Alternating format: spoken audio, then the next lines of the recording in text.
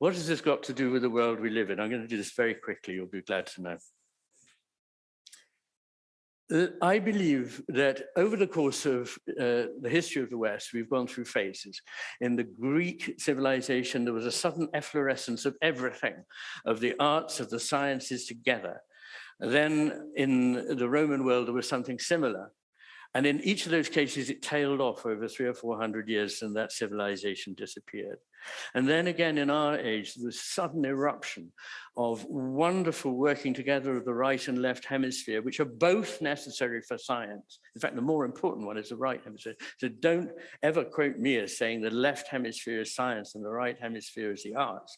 We need both for both. And in both cases, the right hemisphere, asymmetrically, is more important than the left, even in science. I believe that in our world, like those worlds in which I've shown in the second part of the Master in Hemisphere, that things have drifted further and further to the left hemisphere point of view. It's happening to us now. Now, if I'm right, let's do a kind of little fantasy. Let's imagine that actually the left hemisphere was the only one we were listening to. What would the world look like? Well, there'll be a loss of the broader picture. Knowledge would be replaced by informations, tokens, or representations of true understanding. Wisdom wouldn't get anywhere near it because wisdom is much too unmeasurable. The product of a properly lived human life has nothing there that the left hemisphere can get hold of. Can't be operationalized. There'll be the loss of the concepts, therefore, of skill and judgment, which are essential to being a fully functioning human being.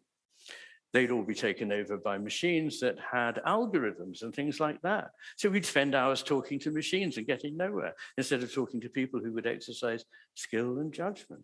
I'd hate to live in that world. And there'll be simultaneous abstraction and reification. So at one and the same time, things would become more and more abstract. The stuff you read would have more and more abstract nouns in it, wouldn't refer to reality. At the same time, matter would become just lump and matter. I always say that materialists are not people who overvalue matter, but undervalue matter, because matter is very, very special. Even if you believe there is only matter, then you've got to accept that matter gave rise to Bach's St. John Passion. So it's pretty amazing stuff.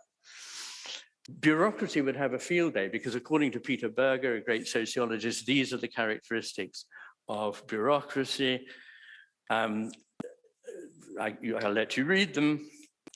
And there'll be a loss of the sense of uniqueness, just categories.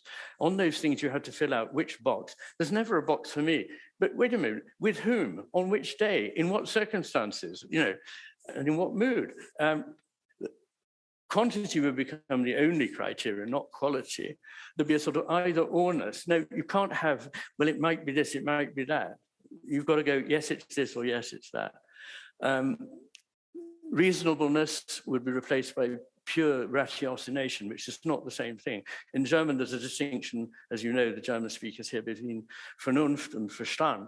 And we don't have this distinction in English, so I make the distinction between reason, which is an embodied thing that comes with experience and being able to think clearly, whereas rationalization is just the application of logical rules.